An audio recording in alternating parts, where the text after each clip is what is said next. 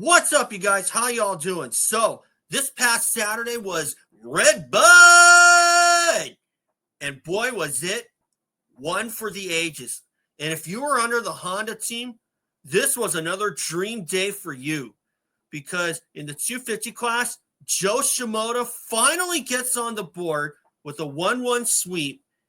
And on top of all that, your series leader, Haiden Deegan, suffers a crash in practice. And it looks like he could be out for this season, though you certainly hope not. But in the 450 class, Jett Lawrence has proved once again that the only thing that can really stop him is a mechanical problem. And that does not look like it's going to happen in the foreseeable future. And of course, in the 450 class, you did have the return of guys like Chase Sexton and somebody else I can't quite recall, or if there is one, but Chase Sexton did return anyway. Eli Tomac had another god-awful day. And truth be told, I really don't think Eli Tomac is going to win a national this year. He'll probably win another moto, but in terms of an overall, I don't see that happening. Not at all. So, with that being said, I got a couple things to say about both classes. I'm going to start with the 250s first. So let's get into this. So here's my banner. Jo Shimoda sweeps the day, Deegan out for season.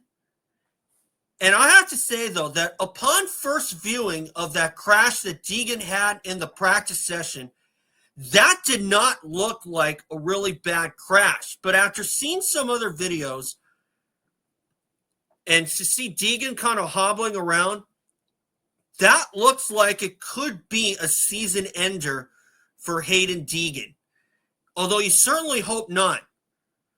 And to ride with basically one leg out there is basically asking for trouble.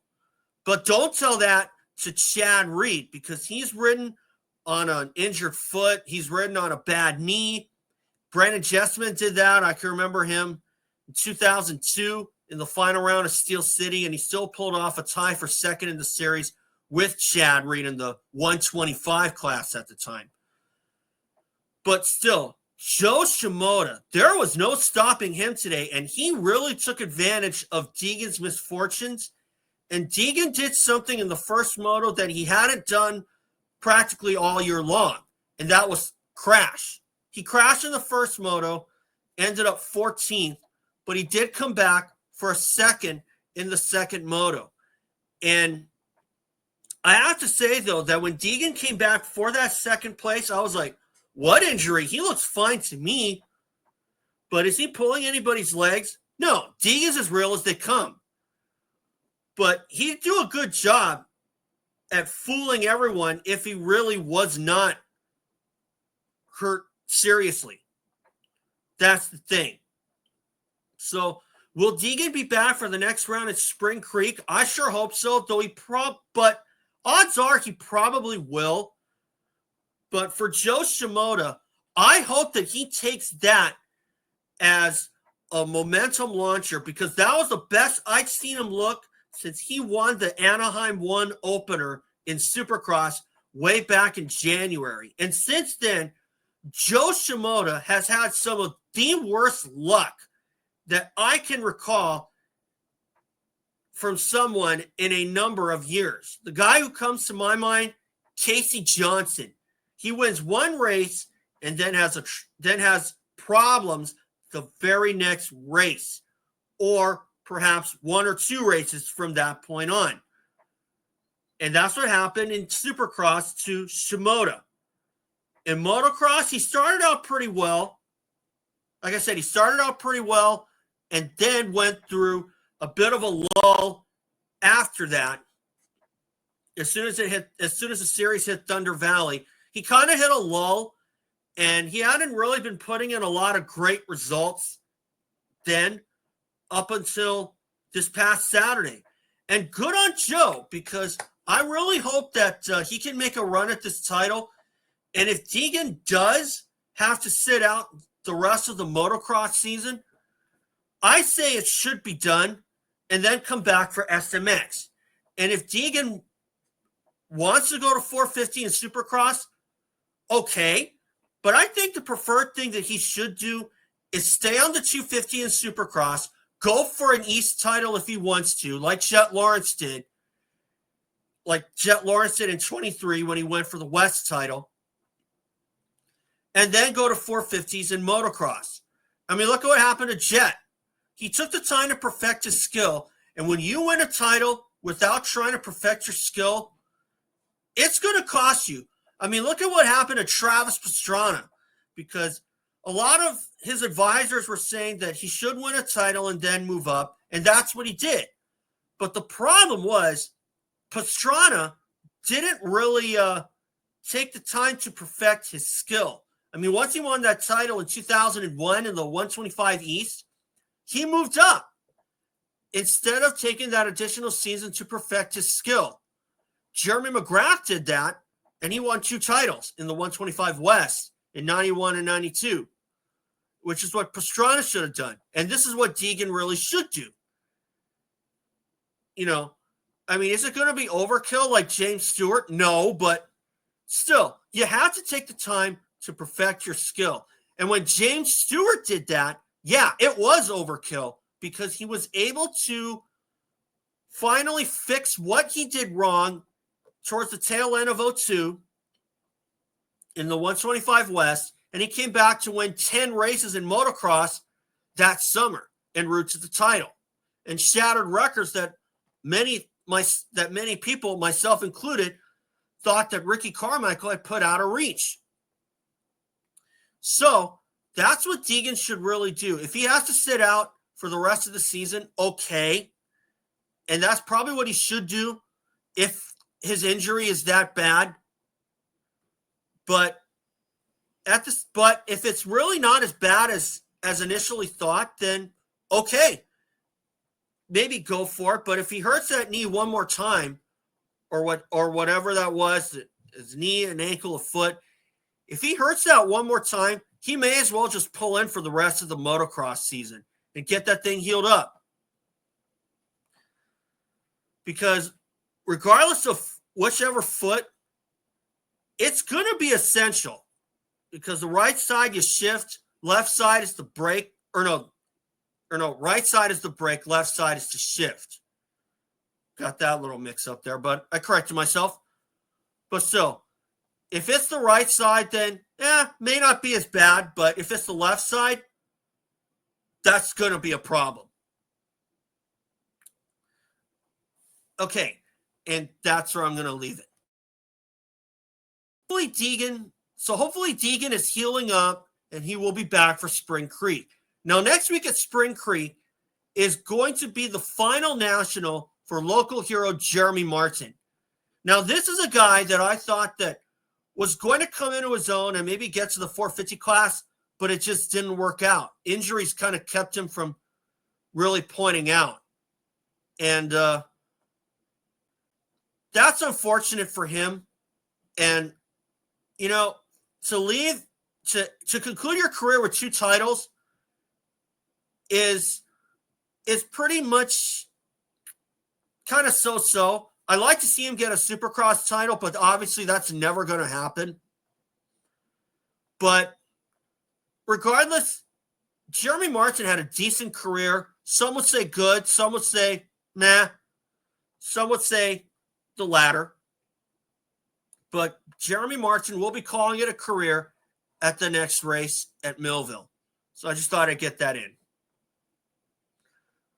So, another thing also 2 more things I forgot to mention. 2 more guys. Jordon Smith. Oh my God. That's another WTF moment for him right there when he slid out on the face of that tabletop and then crashed into the Monster Energy sign. And if you want to look for a guy who says, how do you do that? Jordon Smith would fit that criteria over and over and over again.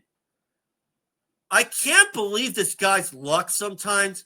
And if that guy would just try and get through a whole moto without having those kinds of moments, he probably would be contending for championships. Same goes for Levi Kitchen. I mean, he had a second in the first moto and then crashed in the corner just before the start straight. And I was like, Kitchen, where are you going? And then he went down. And I have to say, though, that had to have been another WTF moment for Levi Kitchen.